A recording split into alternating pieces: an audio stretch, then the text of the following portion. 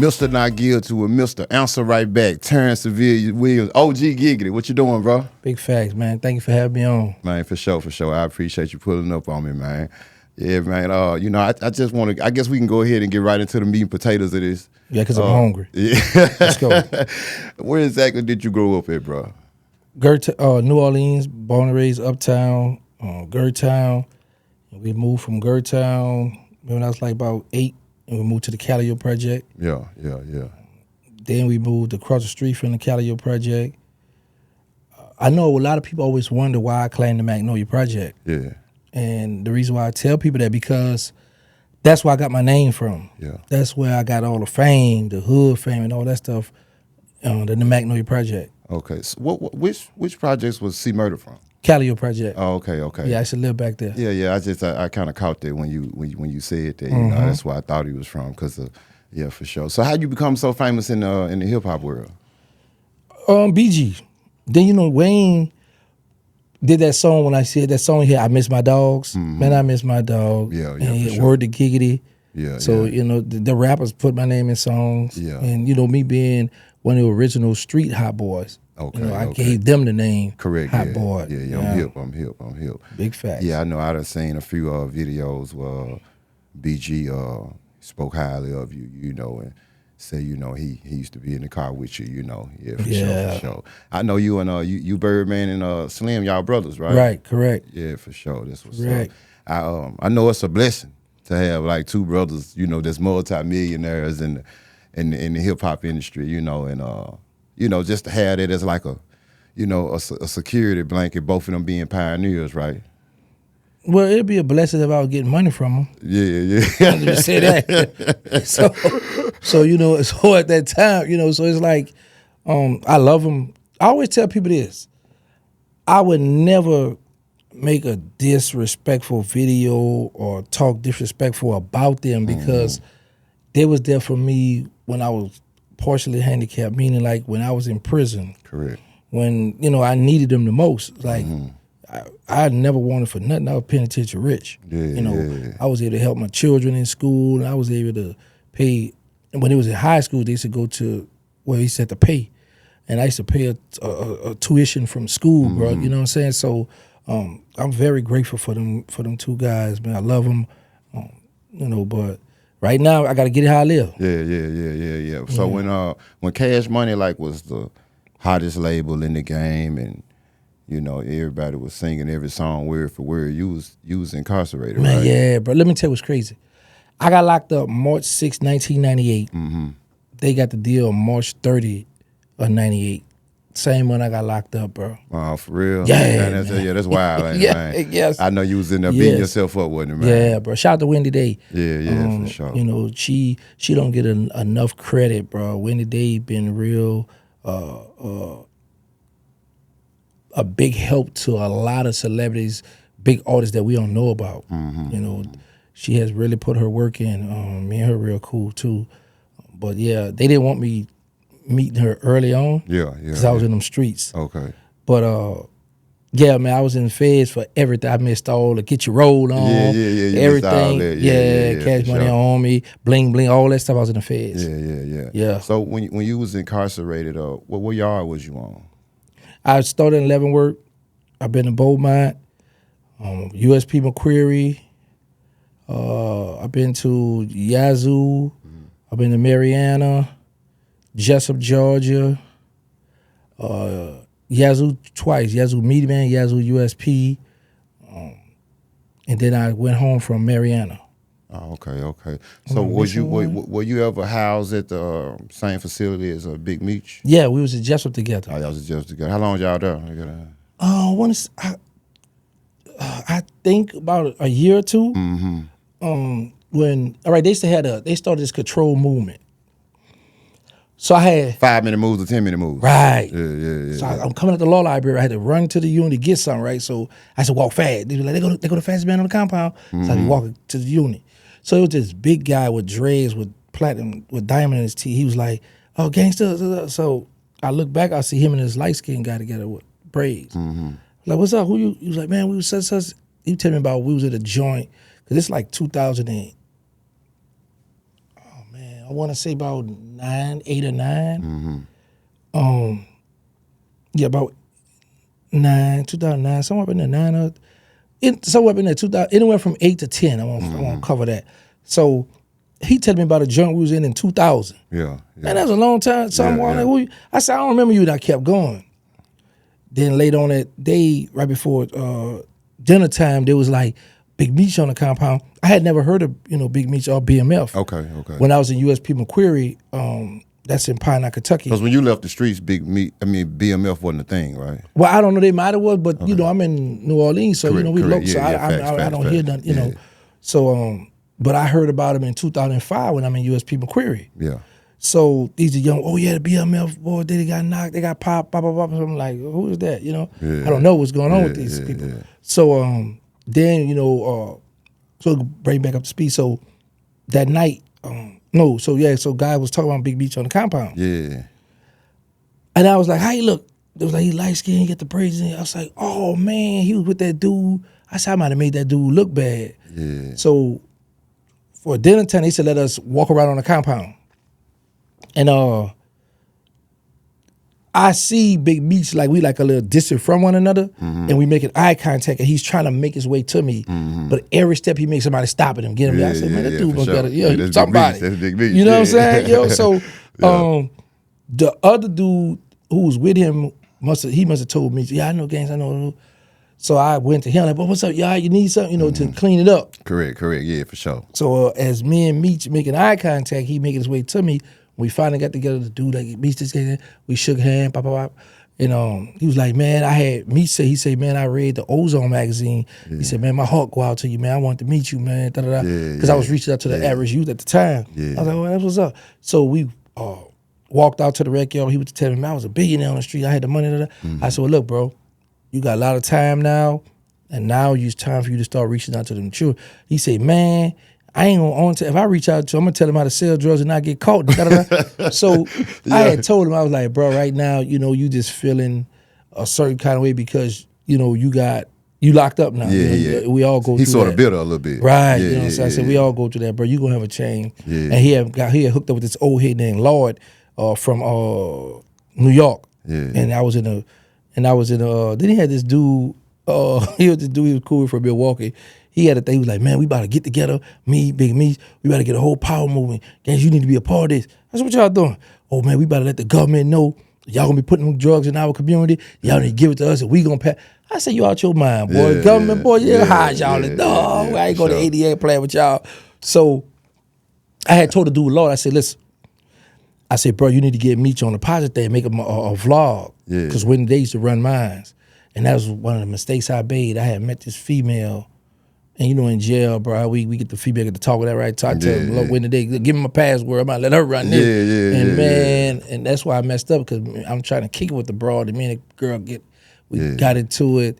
Feelings got involved. Yeah, man, I had a nice little vlog. I used to be writing about different stuff. That's how I met the real Rick Ross from Cali. Okay, yeah. Well, Rick Ross, I don't know why I be saying real Rick Ross, but for sure. My boy Freeway Ricky. Yeah. So anyway, you was right. I think at the real Rick Ross, you was right. Yeah. Oh, okay, shots fired. Yeah, for sure. Okay, well, what's going on? Talk to me now. Yeah. So, well, you know what I'm saying. I'm team 50, so Okay, that's right team to be on, boy. That's right team. Big facts. Yeah, for sure. Yeah, so me and me started talking. Very good dude, laid back, bro. Like it'd be times, like somebody new coming to come out, they might be like, Meech, I want to take some pictures. So he'd be like, all right, here, meet me on the rec yard. He go do his little push up, get swollen, and he gonna take pictures with you. Mm-hmm. Like I'm one of the only ones to get Meech out his element and Convertible Burt, because a lot of them youngsters. Yeah, I read a book on Burt. Yeah, man, that's my boy. Shout out Convertible Burt, world famous. That's what's up. Old Convertible. So I would tell Meech, bro, it's over with. What? I still got my people in check, my girl coming, I should be like, man, that's all that, I don't boil, them women gonna So you was in there driving? Yeah, bro. Yeah, big facts. So, yeah. See, a lot of cats ain't never been where we been. They don't know what that means. You know what I'm saying? Yeah. But the reason why I asked you that, though, because it was I know in my neighborhood, probably in every neighborhood in the world, it was a I guess you would say, rumor that y'all had a physical altercation in prison, and I could kind of imagine what you're about to say. I had my opinions on it, but I want to hear what you got to say about it. I was shocked first. I didn't understand the magnitude of social media. Correct. My homeboy Skiboo, I hadn't heard from him in a while, and we had this text service. You had a text service? Yeah, for sure. So he texted me, "You all right?" Well, yeah, what's up? Oh man, they talking about Big Me beat you up, sent you to the hospital. What? So I called my mother. You all right? Yes, ma'am. Oh, because they said, yeah, I had to go to the hospital, fight with somebody. I was like, no. Then when I talked with Slim, when he asked me was I all right, I was like, man, for it to reach him, this must be real serious, right? Yeah. So I reached out to my homie Skip. Boy, I said, what's going on? He said, man, it's this dude. He from Atlanta. He had, and then he had cropped a picture with my face all bruised up and everything. That's crazy. I was like, I said, what? He said, this little dude, he's selling T-shirts. He said, man, but he put a story out. You told on Big Meech and he gonna never come home or some old stuff.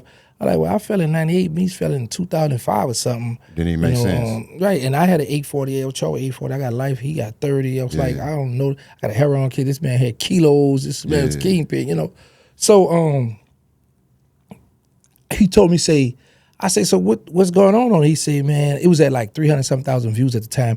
He was like, man, they got 1,000 thumbs up that Big Meech beat you up and 900 thumbs down. I said, oh, he winning. Yeah, you know he winning. Yeah. So, but nah, bro, that never happened. Actually, it was some BMF guys on a rec yard, and a guy from DC was like, I got next on the basketball court. So they get into an argument. And it was like, well, take it in the gym. So like about 25 dudes from BMF in the gym. And it was like about 5 dudes from DC and like a few Muslims out there. So they stole off on a dude. They get to fight in there. Meech in there trying to break it up. They fighting. Meech getting, fight, get in it. They call him 10-minute move, going to the unit. So one of my Muslim brother from Philly going in the mattress, he pull out a knife about this big. I said, what you about to do with that? He was like, man, Dirk started, so he got to finish it. And I'm like, so I got my 2 knives. So when the next move come on, like I'm in D-Dome, Meech over on A side, I'm on B side. So I come out, I say, so I would say this, a lot of guys from the South came together for Meech. Okay, yeah, for sure. So I tell him, I said, listen, Meech, you about to go to this yard? He said, yeah. I say, the DC and some of the Muslims done hooked up. It's like about 25 of them. But these are old heads that's been to the pen. They gonna sling that knife. They going out there to kill. It's a lot of guys from Georgia, Mississippi, Louisiana. All of them came together for Meech. So the guys from DC, they was outnumbered, but it's more experience here, and they think they going to gang fight. So I said, Meech, you sure you want to go out? I said, bro, these dudes, he said, I gotta go, man. On the face of it, I was like, yeah, you gotta go. So the guy who started it, named Roe from Brooklyn, he in front of us. So he like, I'm going, yeah, you can fall back. Me, no, I'm going. So as we walking up the walk, we come out the dome. We come out the dome, we walking up the walk to head to the rec yard. The lieutenant stop us. And he said, what's your name? I said, wait, let me see ID. I showed him. So what's your name? He said, Flannery. Turn around, handcuff. He said, wait, you go back. I was happy because I had the knives on me. He ain't pat me down. Sent me back to the unit. They locked Meech up. The next night, some guy from BMF, guy from Florida, the guy from Florida, I want to say, one of them, somebody got drunk. So they get into a fight, throw the dudes over the second floor, boom, hit the floor down there. They go to the hole. Then the next day, they was like, look, everybody who repping BMF got to get off the compound. Oh, shipped everybody. Yes. No. The guy from Florida ran him off the compound. Oh, for real? Yeah, because it was a dude from Detroit that was repping BMF, like about 6'4" big. So they dude. went up top. Yeah, got him out there. Well, he didn't want to go at first because he was being protected by a dude from West Palm Beach named Big Fry. Big Fry was second in command. So let me stop you right there because I want to make sure I'm hearing this right. When you say BMF had to get off the yard, was that including Meech? Meech was already in the hole. Oh, he was already in the hole. Okay, yeah, he went the hole for the first situation. First situation. All right, I get it. So, Big Fry was taking care, was protected the dude. So they're like, Fry, you from Miami? You from us?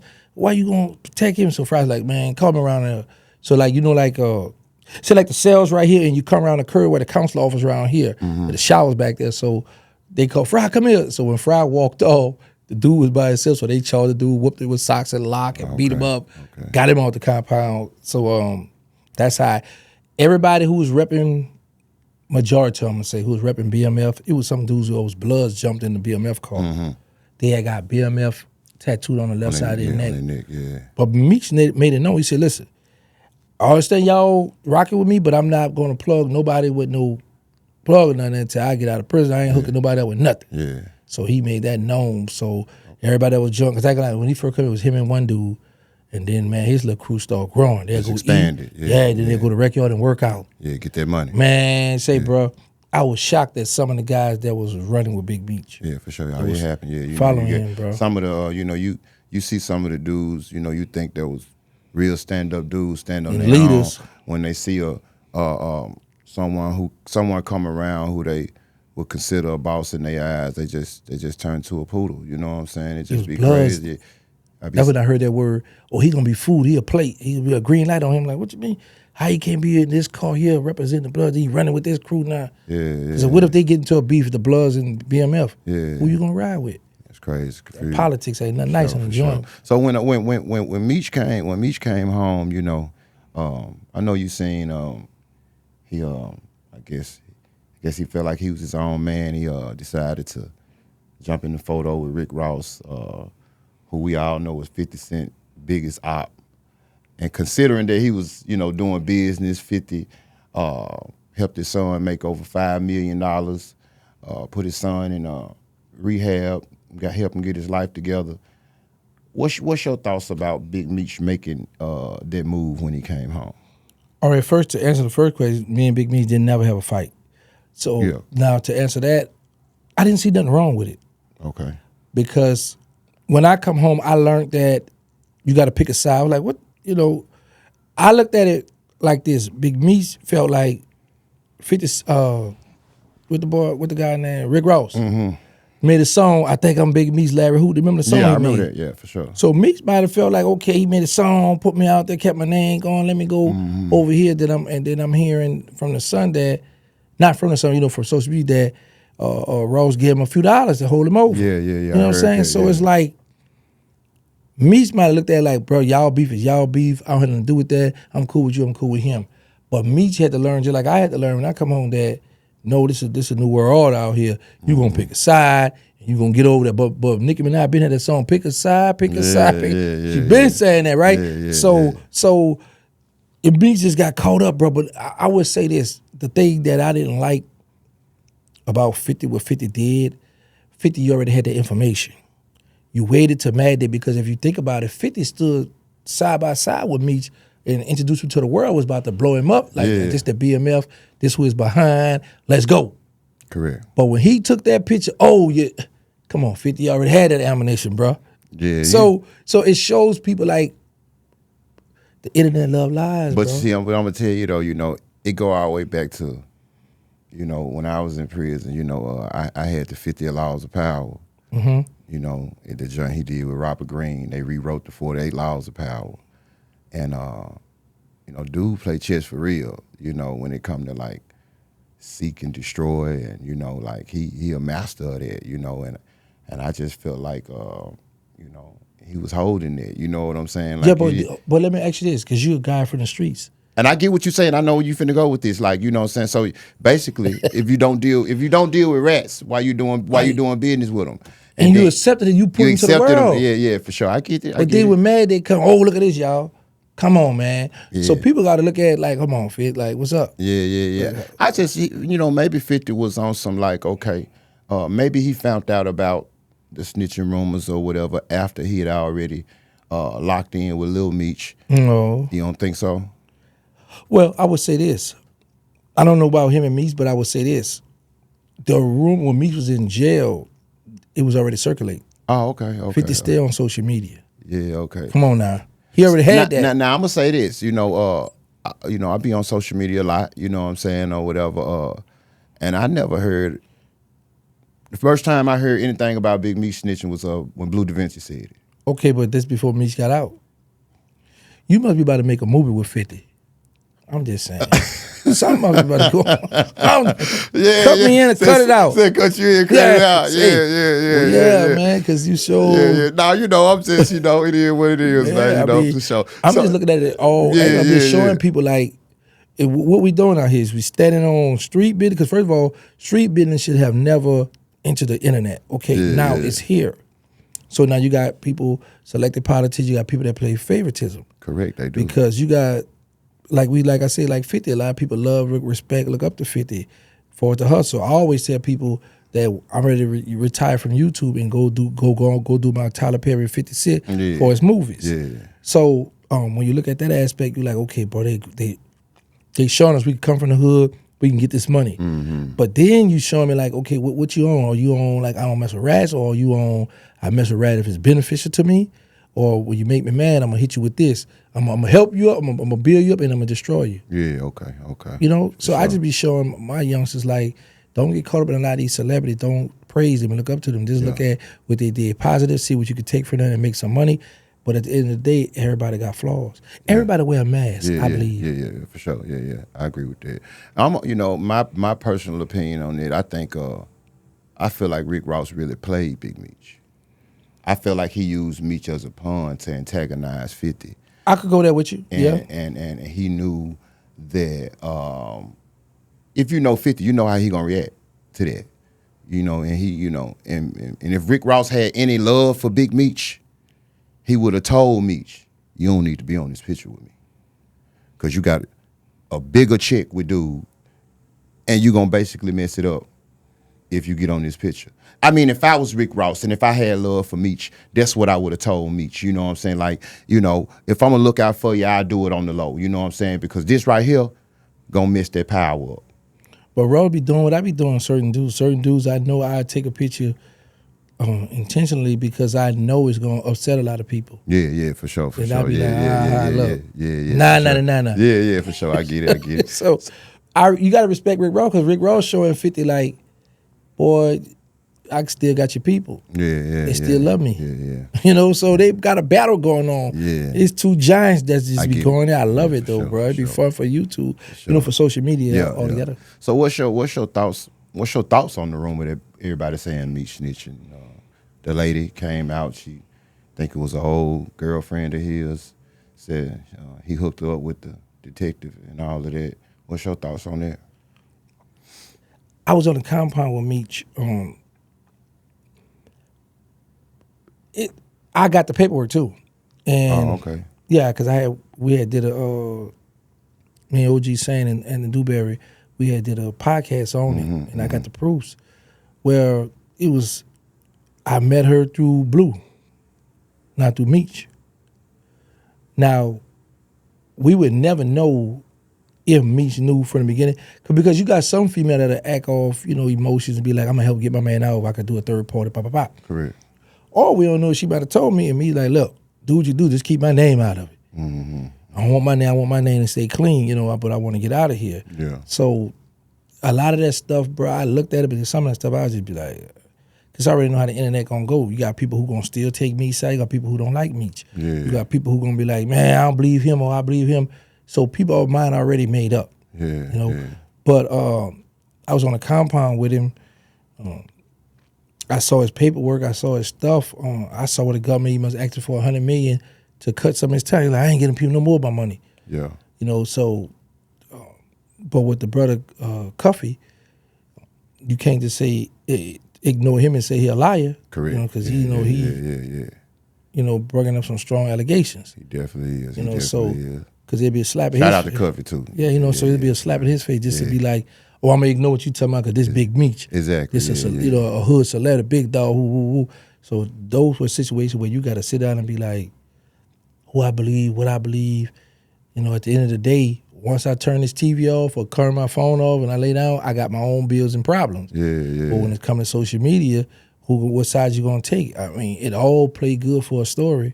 Yeah, we like to watch TV, we like movies, so it all gonna play good for that. Sure. But one thing we know when Cuffy get out and Meech already home, if they see one another, how would that play out? Yeah. Sure, it's gonna be a little tension there at the very least. You know what I'm saying? Yeah, it's always gonna be a little tension. But the thing is, you got men gonna be in their 60s. Yeah, yeah. maybe yeah. 70s. Yeah, yeah, Is yeah. you ready to Gonna be crash out? gonna be a little too old for that, man. You know what I'm saying? Too Got late in the back game. problem and everything. It's Knee too late in the hurt. game for that, man. Big Yeah, fat. yeah. And for me's sure. like to smile to him. He ain't about to mess up his grill. Yeah, yeah. That was one of the first things he got fixed when he came home. I'll tell you that. Yeah, bro. Yeah. So you know, what you think about Lil Meech? You know, the recent developments. You know, I'm sure you've been seeing what's been going on with him, man. I hate it for him personally, but you know, what you think about it? At first, I felt bad for him when he was trying to explain to 50, like, because he respected him. 50 took his time and showed him love, right? Mm-hmm. He was trying to explain to 50, like, nah, man, forget Ross, man. You know, and then when 50 put it out on him, boom. I'm like, oh, man. Yeah. But what made me stop feeling sorry or bad for Lil Meech is when he went to that club in Gobble Road and, like, trying to antagonize 50. I'm like, youngin', you know what you're doing? You know? So with that, I just started just looking at it. And then I realized, like, Youngster not no street dude. Yeah, facts. Lil Meech not a street guy. Yeah, he was kind of riding his daddy, you know what I'm saying? And then in the back of the car, used to the back of the car situated with that's what I'm talking about. Yeah, that so was I kind was of like, wild. Nobody's father been in jail, his uncle in jail. Nobody got a chance to sit down and school him. He just for sure, yo. mama raised, Exactly. So sometimes you gotta, like, let them youngsters know, man, this is not for you. Yeah. Stay out the way. Stop trying to think you gonna troll somebody that's used to trolling. Yeah, for sure. Yeah, I think he just wanted to be like his father. And he found out the hard way now, so it's like nobody ain't gonna take you serious now. Yeah, for sure. You know. Another thing I don't like is, like, the time when he was going off on Blue Da Vinci. Mm-hmm. Oh, you right? You did? You come around? Yeah, that was rough. Yeah, you know what I'm saying. Young and scared me. Yeah, I said, boy, this is the boy Gangster. Yeah. Boy, he talking that talk. He got some power. That was the same person in the back seat of that truck. No, man. I was like, oh. Yeah. Everybody playing. Cold-blooded. Man. Everybody faking like a white Jamaican. Yeah, big facts, bro. Yeah, so for sure. when I said, oh, man, because like I said, boy, I was like, oh, boy, Young and let Blue better be careful, boy, because that BMF out there, he running his father. Man. Yeah. So we're gonna switch it up a little bit. You know, how old were you when you went to jail, and what were you convicted for? I was 23 years old. I was convicted. I used to thought I was the youngest one, but then I found out I wasn't the youngest. Tone from D.C.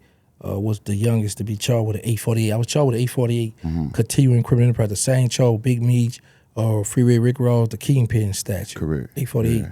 And solicitation to commit murder. Yeah. But the crazy part about it, I got life because a dude wore a tape recorder on my co-defendant in the jail. My co-defendant was bragging about homicides. So by me being the boss, the leader of the case, the judge said by the preponderance of the evidence, I'm going to give you life. I went back for resentencing.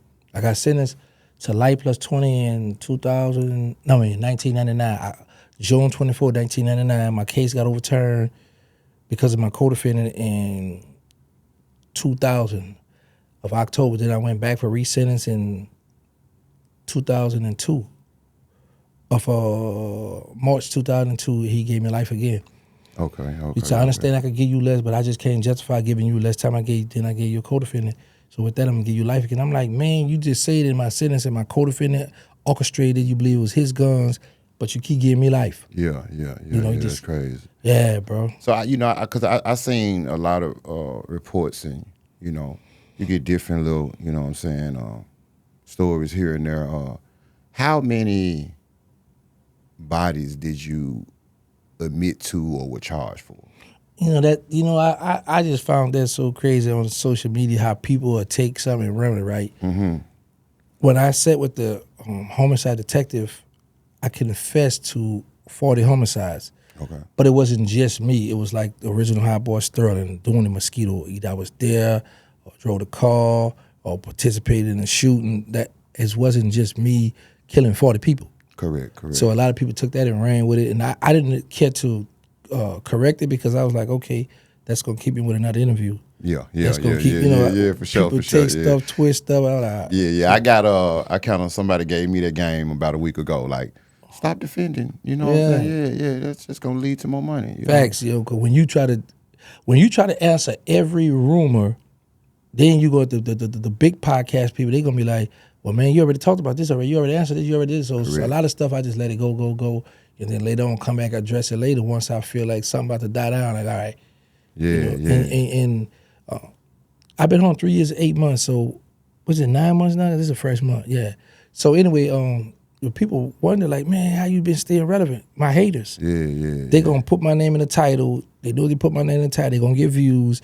And they're going to talk bad about me and talk crap because they already denounced the streets. They do. I'm not about to come looking for them or nothing. Yeah. You know, because if you diss me and if you get views, I'm Mr. Answer right back. Yeah, for so sure. I'm going to get mine because I'm going to find a way to exploit the situation. That's just how I've always done, bro. So, and I found it, I don't mind being an internet stepper. I can't get in trouble for that. Yeah, you can't get in trouble for that. Yeah, for sure. So it's just fair game, bro. So I always let people throw something out there. And like I said, then I'm going to see how people going to respond to the rumor. So if you throw something out there about me, oh, he got jacked in jail, or he got molested in jail, I'm like, all right, let's see how people going. They going to bite it?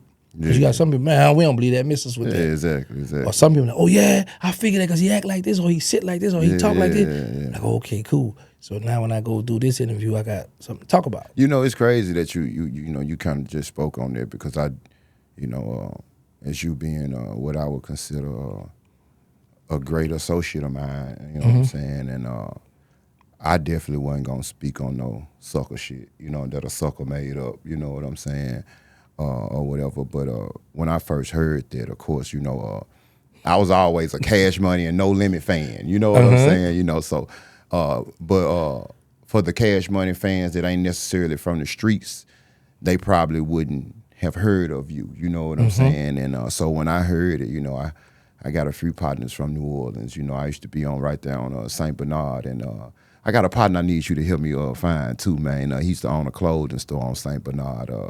His name was Joe. The clothing store was called First Foot. We used to go down there and buy like 50 or 100 paints from him. Good dude, you know what I'm saying? But I reached out, you know what I'm saying, because at the time I was Team Cash Money, and my partner was like, nah, that shit don't hold no weight with dude. You know what I'm saying? A sucker, you know what I'm saying? Said that, you know what I'm saying? So, you know how they go. You know what I'm saying? It is what it is. But Lil Boosie, I'm sure that name ring a bell. Boosie bad. Yeah, Big facts. Yeah, for sure. Yeah. I know you said you had life, and but you're sitting across from me right now. Yeah, it's a blessing. Yeah, bro. for sure. And and I'm a big fan of Boosie, you know what I'm saying? Fan of his music, rather, you know what I'm saying? Because I ain't fan of no nigga, you know what I'm saying? So, right. When you came home, I seen Badass almost have a temper tantrum about it, and he was upset. He said you was his in one video. He said you was his superhero. He said his mama had Superman on the wall. He snatched it down and put your poster up. And when he said when he found out you cooperated, it broke his heart. It hurt him. Like, he looked up to you. What you got to say to Badass about that? It broke my heart too when I did it. But this the thing, bro. Me, you know what? And for real, shout out to Boosie, because Boosie really kicked my career off, bro. Yeah, for sure.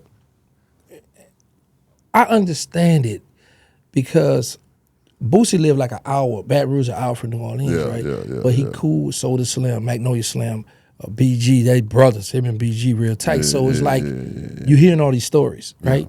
But I'm like, bro, if you claim to be a street dude, you saying you was in the street, you didn't pay for a lot of whatever your situation was, so you got a lot of man downs, you got blood on your hands.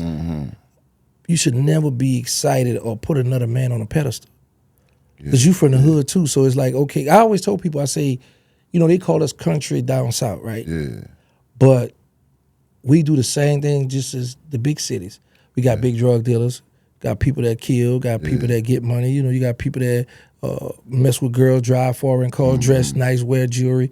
We got the same, So I learned that it's gangsters and killers, players, pimps everywhere. Beautiful women. Yeah, so, for sure. So I was shocked because it's a guy from Houston that used to send word to Boosie, and Boosie send word to me. We was sending word back to. So when he was in Angola, and I told the home, I said, man, y'all make sure you're okay. That's why on Vlad, he was like, the dudes in Angola step for him. The dudes in Angola thought they look up, and man, I know they just. Dudes in Angola still call me to this day. Okay. You know? So when he was there, I told him, man, y'all make sure he all right. Yeah. He was like, man, he all right, man, he on PC. So he got mad when I said he was on protected custody. That been a talk. Yeah. He said I hurt his feelings with that, right? So was he really on PC? Okay, this the thing. So you got the people who's I've never been to Angola. Okay. So you got the people who've been to Angola, they'll say there's no such thing as PC, right? Okay. But you got soft camps. So with Boosie, when you first go there, they're gonna automatically put you in a hold or segregate Administrative you lockdown from other people because you're a celebrity. Correct. You might be able to do fair, do whatever, exactly. right? So when I say you're on PC, my thing is you on a tier by yourself. Yeah. You on a death because he be saying death row. He wasn't on death row. Okay. Yeah. He was on death row, but he wasn't sentenced to death row. Death row. Yeah. Facts. Yeah. So they had started a new death row tier. Like they not start, you know, they had designed whatever, built a new death row. So all the inmates that was sentenced to die, sentenced to death, they took them off that tier, packed y'all stuff up, and moved them over to the other tier. Yeah. So now there's an empty tier. Is that how he became sellers with C Murder for a minute? Well, when they took him off, once he got off that, he went into a camp like where C Murder was housed at. Okay. Okay. And that's another spot where C Murder was housed at, where some of the more laid back inmates. Yeah. I'm gonna use that for but I need some more beef with Boosie. But anyway, you need some more beef with yeah, him. I need some more. But yeah, so just for lack of a better word, so the camp, see, Murray was in like a laid back, like a soft camp. Yeah. So like you might got guys might be on a big yard, or might be so when they check in and when they come out the hole or whatever they come from, they'll put them on that because they know this person is not violent. This person is not gonna hurt nobody, harm nobody. You know, so that's how him and C Murder hooked up together. Okay. But when the tier they had Boosie on, so if you on a tier, if you got a 10-man cell for death row inmates, I'm just saying 10 people could be on one range, and now you the only person there because of your star power. Then why you there? Why you ain't tell? They put you there so people look at it like, man, he in protected custody because you not in the compound where all the killers, where the stumpers, where you claiming you rap about. You not out there with them. So that's all I was saying. So he got upset about that, which was good for me. Yeah. You know what I'm saying? Because people like, what is it? But he had already said something negative about you though. Yeah, because I never. You missed the answer right back. So right, and that's how I got the name The People Champ, because when he went to his Twitter page, he had like 1 million followers, and he was dissing me on there. You penis this and you this and you faggot. He was going in on me, right? So I saw his comments. His people was rocking with me. I said, I'm The People Champ. So a lot of names I come up with on social media, it be for reasons. People think I be doing it. I pay attention to because I had to learn the game, because when I got out, it was like everybody had kind of like turned their back on me. Okay. So I'm thinking I'm gonna get out and be walk around with the Versace robe, with my slippers on in the mansion, getting lost in that page. Baby, what flow on? Where you at? You know? Yeah, for sure. No, I'm thinking I'm being a Rolls Royce. I'm in the Lyft or the Uber. You see what I'm saying? So I had to learn fast. So when I first started Instagram, I pressed something. And I had a lot of females coming in my DM, and I'm thinking they like me, but all the while they trying to sell pictures, so I'm following. I said, "Oh, she like me, follow." So I had like 300 women I'm following, and I only had 33 people following me. Yeah, okay. So the female, she was like, "No, you doing that wrong." I said, "What you mean?" She said, "You supposed to have more people follow." I said, "I deleted them and started all over." Yeah. So then I learned from J Electronica. Okay. One day I was heading to work. I was working in North Richland Hill at Tyson. And he was like, "Man, I want to give you a flower while you're alive." All right, what's up? When we talking. But then I tried to hit him up, but I noticed you couldn't add him or do none of that. So I said, "Oh, he don't let anybody add him." Because then I started thinking the guys who was attacking me from New Orleans, they already had their little fan base going. So I was like, as my social media page was growing, I was like, well, I'm gonna take this ad off too, because I don't need them to add me or tag me, none of that, because all my followers gonna see this stuff and they might gain some followers from me. So I don't need that. Yeah, so I said, I built up my army. I said, now it's time to attack. So I just started going back at them. So and that's just how all my social media pages started growing. Okay. But I had a partner named E. He in the Fed. Shout out to E. He knew about social media. I didn't. Yeah. So it'd be time when me and this female was together, we would be doing the podcast, and I was like, man, I don't want to do this no more. He's like, man, he used to be fussing, man, nah, y'all need to do it.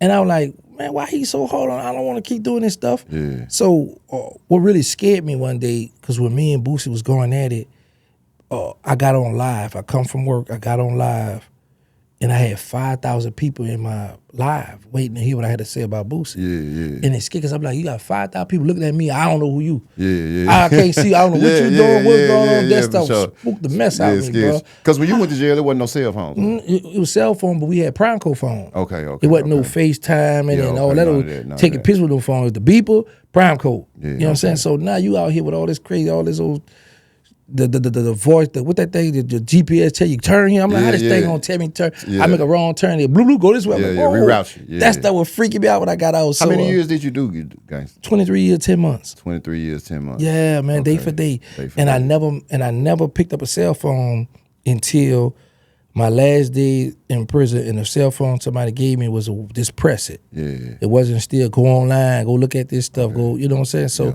I didn't know about all that Facebook or Instagram and all that stuff. Sure. Now I remember this girl made me a MySpace page. I think in 06, she had made me a MySpace. And she would send me the printout. I still ain't know. I just was looking for the girls on it to try to write somebody, get pictures. That was just my thing. So coming home, I remember I made a video. I was in Fort Worth at Hewlett Mall, but I was living with this female, and I sent it to the dudes who didn't want me with a YouTube channel. And Queen Fran, she reached out. She was like, tell Gangster, don't do no video for free. No interview, I could get them paid. So I'm like, all right, well, let's do it. So I reached out to her. She came down to Fort Worth, and she told me about Vlad. So at this time, she was like, Vlad giving Boosie 13,000.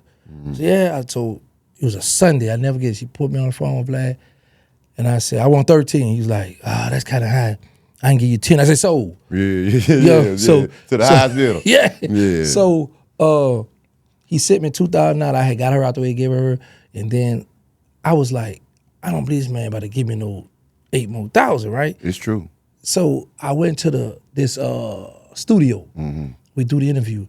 I don't think in my mind, like, man, you owe me $8,000. When we gonna get my money, man? So right at the interview was over, he's like, let me handle your business. And he gave me the money, right? I say, man, I was in jail telling these stories for free. Now I just got 10 racks to tell it. Man, that what blew you my said, mind. I'm telling you now, for sure. So as I'm doing this social media, my first check was $2,500. Then I got the $5,500. Then my third was $22,800. I didn't believe I was gonna get that check. I'm mad because you got the month in, you got to wait for the next month to get the money. And I'm like, man, it's kind of long to wait for this check. But it's there though. Man, that would make me mad because you're digging in my face like I didn't make this money. Why I gotta wait? Yeah, but you can't get it yet. Yeah, to the you open 21st. this here, Yeah, right? for So, sure. That's what's up. man, when that money started dropping, I said I'll never go back to the streets again. Yeah. Man, I make more than the average drug to the neighborhood. Correct. Yeah. I'm on here with my Galaxy, my Android phone, telling stories. Yeah, for sure. And I'm making money, and I'm like, boy, that's cool here. I said, oh no, boy, I ain't doing nothing wrong. For sure. Yeah. I just seen recently Boosie sat down with Rollo and they chopped it up and put the beef behind him. I know Boosie he finna recently get sentenced soon. And would you be open to sitting down with Badass if he was willing to have a conversation with you, considering that he said he looked up to you when when he was coming up in the game? Of course, I would sit down with anybody. You got to keep in mind, I'm really from the streets, so I the Gangster streets. So a lot of these dudes I look at like, y'all studio gangsters, y'all this, but with Boosie, Boosie was in the streets too. But now I'm not saying he was squeezing that gun. I'm not gonna say that much, but I'm gonna say he from the streets as well. But I know sitting down with Boosie, that's gonna go crazy. Yeah, for sure. I don't have a problem with that. He got a problem with me. Yeah, I don't have a problem with him. Yeah, I come on, I ain't say nothing about Boosie, do nothing about, Actually, he had wanted me to buy his book when he first was in jail. I was like, I felt like, man, I don't want to buy that. My story more interested in yours. Yeah, for sure. You know what I'm saying? Yeah. So, I would love to sit down with Boo, but he would never do that. That's what's up. I know that for a fact. He would never do that. Yeah, he might have a change of heart. I don't know. You know what I'm saying? He might, not Boosie. I think a young boy came home and did some things that I thought he would never do. So see, young boy young, and once his mind get clear from all that drugs. Yeah, all that. Yeah. He got, he just needed more positive people. Boosie, older, stubborn, and he already sold himself to the world that he the most gangsters of the gangsters on social media. So he can't. Yeah, man. The other night I was on, well, a few nights I was on live, and a lot of my followers, and you know how they be on there giving you certain topics and stuff to talk about, and certain ideas, and they was like, man, you and Gangster, man, y'all need to do something together, and man, y'all need to, man, you need to go on his show, or you need to start a podcast or something like that, and so they've been big, and you know what I'm saying, for us to do something, so, but they had a lot of questions they wanted me to ask you. Let's go. I got a lot of answers. Mr. Answer right back. Big facts. Growing up, like in our era, it was always like put out there that No Limit and Cash Money was the biggest ops. Like they wanted, you know what I'm saying? Like it was a real big beef, but nobody never got shot or hurt. Like, was that really true? No. The problem was I'm out the Magnolia Project and I'm beefing with the Calio Project. Okay. So you got BG, Bird, Juvie, Wayne, Turk all over here. And you got Masterpiece, Silk the Shocker, all his people, C-Murder, all of them over here. And they got their cousins that's out the Calio Project. Mm-hmm. So we at war. In today's time, I could do a verse from here and send it to Memphis through the email. Back then, you had to go to the studio. How that's going to work? All of us had choppers back then, and Mac 9s, AK-47, 223s. It wasn't going to work. It just couldn't work. So they had to, okay, this is my family, that's their family, but we ain't going to do it. I got a partner from, well, I actually met him incarcerated in federal. We used to work out together, and you know how niggas had their stories on the yard, and but what he said was, and I didn't know how true it was. He said the reason why the No Limit and Cash Money beef never like spilled over into real violence was because you and C-Murder had a mutual respect for each other. I tell people this all the time, and a lot of C-Murder fans had got upset with me. When we was at war, C-Murder wasn't out there with us. C-Murder wasn't in the streets. C-Murder was in the army. Yeah, I know you surprised, you shocked. Yeah. That's why I tell people, bro. Think about this. From a shorty on up to right down to the day, every time we go places, we like to take pictures. Mm-hmm. There's a picture that's floating around on social media now with the Calio Project in his club, and I'm in that picture with them. Mm-hmm. So you can't show me no picture from back in the day with all the killers C-Murder at the club or in the picture with them. C-Murder was in the army. In the army? Yeah, C-Murder was. It's a picture I posted one to a C-Murder was with his little army, little pretty little outfit on. You know what I'm saying? And now I would say this. So C-Murder wasn't no step? Not at first. Okay. Because I'm going to say this. Later on, once we went to the Fed, all the beef over with, he came in the project to live out his raps. Because he's from the Calio. Okay. Then he got an apartment in the Calio, and he was running with all the killers I was beefing with. Mm-hmm. Then, he got that little shooting in the club and Baton Rouge, and, got his with. But when I was in the street, C-Murder, and C-Murder's older than I am. Yeah. Before I forget about the shooting in the club, was that really Soulja Slim body that C-Murder locked up for? No. Oh, that ain't. No. Oh, okay. No. Yeah, that was one of the big rumors that, you know what I'm saying? Yeah, they wanted me to ask you, No, that's not. No. That didn't happen like that. No. I would say this. One of my Muslim brothers, he's from the Calio Project. He run with C&M. He's in there. He got life in the state of Georgia. Mm-hmm. He was going to take the charge. When the people said, okay, well, we're going to give you the death penalty. Nah, I changed my mind. I ain't standing. I ain't taking that. Mm-hmm. You know what I'm saying? So, but I'm cool with the guy, my bro George, Trinity team. That's my brother. So I be interviewing him. We going back and forth, talking about it. So he been trying to talk with C-Murder. I will say this: he's open to C-Murder making parole or getting out, but C-Murder want to accept no letters from him. Won't let him come visit. He want to sit down and have a one-on-one talk with C-Murder. Okay. But C don't want to say. He like, I'm open. If he's having, let me look him in his face, because the dude, like, it's his brother that got killed. Okay. He want to talk with C-Murder, but C don't want to C still living in that tough. Yeah. I'm like, bro, at some point, bro, Okay. the streets don't have a 401k. So you got people that'll rap about, talk about you, show love, but ain't nobody sending you a dime in Chinese money. For sure. Yeah, I get it. You know? I get it. I know earlier I heard you say you came home and you was working when you first came home. And, when you first got out, when you reached out to Birdman, how did that conversation go? He let me talk to Tony Braxton. And Before you answer that, how was Tony on the phone? man, she was, I heard so much about it. So when she said that, I'm like, oh, I'm about to get a check. Yeah, I'm just waiting for him to tell me Yeah. where it's gonna go. Yeah, you know what I'm saying? So, because I'm listening to her, this TB, we 7 whole days and we for sure. jab. Yeah, so yeah. she said, I heard so much about you. Da, da, da. I'm like, oh, it's going down. It's about to go, boy. Yeah. So he get on the phone. He said, look, man, I'm hearing on this room about this rat stuff. I want to hear from you. So I just laid it all out to her. This is what's going on. He was like, man, I respect. I'm happy I heard it from you. He said, well, bro, you made your bed, so you got to lay in it. So you got any thing to say before I hang up? I was like, yeah, give me a pillow. He got quiet for a while. I guess that shocked him because I was like, I already knew in my cell that I was going to get this backlash because I made the rules. Yeah, facts. But I still felt like, bro, I could have psyched you. Yeah. I could have went in there and went crazy on your name, but you still Birdman. I could have been a Birdman. Yeah, exactly. So I'm thinking he gonna look at it, but I was like, I guess he looking at it like, boy, you violated, and I don't want to give you this much money anyway. Yeah. You know what I'm saying? Because technically, he owed you because right. the Hot Boys, you started it. Big facts. Yeah, that was your street crew. You know what I'm saying? Yeah, and, it's rumored that I invested money in Cash Money. Yeah. So there's a lot of stuff I was looking at like, bro, just give me a nice little lump sum. Let me go on about my business. Yeah. But and did he tell you he was gonna see you in court, nephew, or something? No. Oh, okay. I heard somebody said, I don't know why I thought that was you, Gangster. You was on the phone and you asked him like, what about my money or something? And he was like, see you in court, nephew, or something.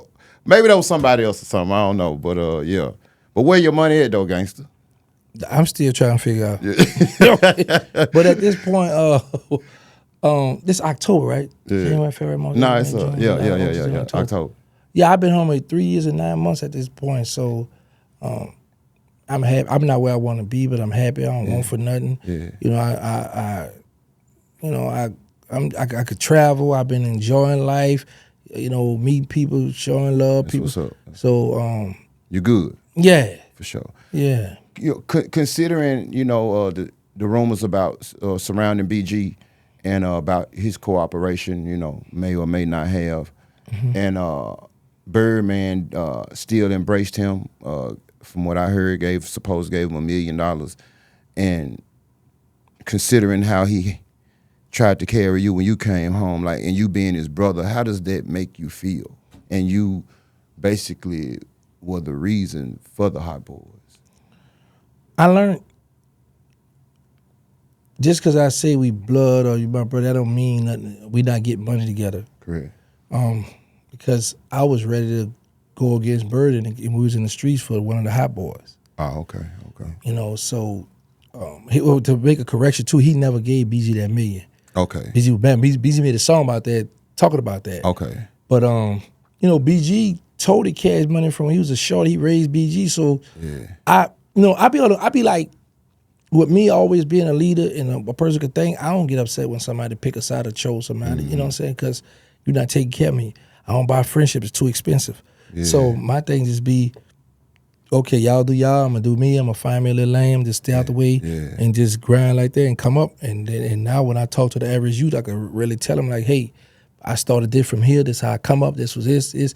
I didn't get a cosign. Sure. It's the best I had a cosign from Bird, BG, Wayne, Turk, Juvie. Been live. Man, my channel be jumping. Yeah, but it took all the way out immediately. Yeah. I might have me a nice setup like you. Yeah. Really. I want to touch on Whack 100. Okay. Yeah. Old Whack. Considering, I see how he, him and Birdman relationship. And they real tight, and but by that being your brother, and you and Wack had the little thing or whatever, the little internet beef, you know what I'm saying? I just was looking. I'm like, I just know Birdman gonna holler at Wack and be like, hey, hold up, that's my brother. I know you my partner, but that's my brother. Like, how do it work with from in Louisiana? Like, because in Memphis it's different. Like, I'm riding with my brother, wrong or wrong. But see, you gotta understand, a bird of blood, so his loyalty with them. Okay. Well, Wack did say this on Vlad when Vlad put us on FaceTime together. Wack did say, you know what? I figured it out. I ain't stupid. I know me coming in, because I said, Wack, when me and you diss each other, when I diss you, I make money off you. Why you ain't been bothering me lately? Yeah. And he was like, if I come at you, I'll come at Bird. Yeah. I know I'm hurting Bird when I'm trying to tell you not to destroy. He said that. That's real. That's real. And I was like, I was like, him and Bird must have a little side talk. Yeah, you know what I'm saying? Sure. Yeah. But nah, bro. Honestly, the most money I made was when me and Boosie went at it, and then I made $18,000 one month when me and BG went at it, and then with Wack, them like my top three. Yeah. Oh no, Hassan Campbell too. Yeah. Okay. Yeah. So you looking for somebody to get into it right now? You gotta be a big dog. Yeah, you gotta be a big dog. I need a big opponent because what about 607 Monk? Let me tell you about that sissy. The reason why I had to pick sides. That's number one. I'm gonna say that. Number two, 607 don't play too many gay games. He do. He play too many games. Period. I don't mind the games because the people look. Cause like when me and him used to do stuff, we used to get like 100,000 views. We used to get good views. Yeah. But it's just he go too far with the gay stuff, and I'd be like, sometimes people look at the internet, the truth told you the joke. Yeah. And something I'd be like, oh man, you going too far with this here. Yeah. So I'd like, nah. Yeah. He said some things about me the other day about my case or whatever, and I ain't promote no violence or nothing. But I want to take a look at him. No, he ain't like I've been to his house. I'd have been to he not really in like with the street stuff. So if you looking for that ain't him. Okay. He really laid back, like to have fun, but it's just the stuff. You know how? Because he came to me, he was like, bro, I want to make it big. I want you to turn me up. Yeah. He said, I want to do like Charles White. He said, I want to go to that blue couch. Yeah. I'm like, I got you. Yeah. So me and him hooked up. We did our content together. Then I called Joker, put him over there. He went to the blue couch, started doing this stuff. So it's like sometimes people be doing so much that they get into character, right? Yeah. And when the cameras are off, they forget and they still into character. Like, all right, cut, man. Time to cut. Yeah. And you still doing it. You know what I'm saying? So that's his problem. So, and I'm going to be honest with you, when him and Charleston, when he said he wanted to hump Charleston, man, he called me a fat. When Charleston got mad, I said, you know what? I'm picking the side because when I do Charleston videos, I'm doing 300, 400, 500,000. We're gonna get anywhere from 50 to 100,000. I'm like, that ain't worth to beat it. Yeah. So that was my reason for calling him out because I seen him challenge Charleston on a $100,000 boxing match, and I thought it was a little. I ain't never seen 607 in person, but I just felt like the weight class was different. So I was really basically. No, he's small. 607 is skinny. He's real small. Oh, okay. But like my height, he's little. So you think I'll be out his weight class? See, but where I'm from, we don't do weight classes. This day, you're not out his weight class, but you more fit than him. He's real skinny. He's sunk. He's I could tell. Yeah, he looked frail. Yeah, he looked like Tales from the Crib. There you go. Yeah, that's the problem. You more physical fit. He just more. He just for sure. Yeah, he just dried up. Man, before we get up out of here, my last question and the reason why I got this question for you because a lot of people been hitting me with it. Give me your thoughts on Thug. In the backlash he getting, people saying he a rat and etc. Thug should have never came out and called Gun a rat. Okay, that's number one. The thing would make Thug look bad because in this day and time, the youngsters they going like back when I was coming up, you would never see nobody in my era. We go in the interrogation room because that's a bad look. Yeah. Even if you in there trying to peep the play, what they got going on, what's up, so I can let the people know, the homies know what they on, that's still a bad look for you to sit in that room with them police. Correct. So I learned coming from juvenile jail, they got me from juvenile jail for a murder and robbery, and a man was like, let me call your mother. And he wanted me to give a statement on my co-defendant. So my mama like, tell me you don't want to talk, you want to talk to the law. I said, I don't want to law. Oh, you didn't show up first get married, they put me in adult jail at a juvenile. But I learned from with my mother and from way back, you don't go sit in that room with them. So by him going to sit in that room, that look bad. Do you think he is fair for people, the rat status? Yes, that's like what I said with me. Even I can show you paperwork where I confessed to all these bodies.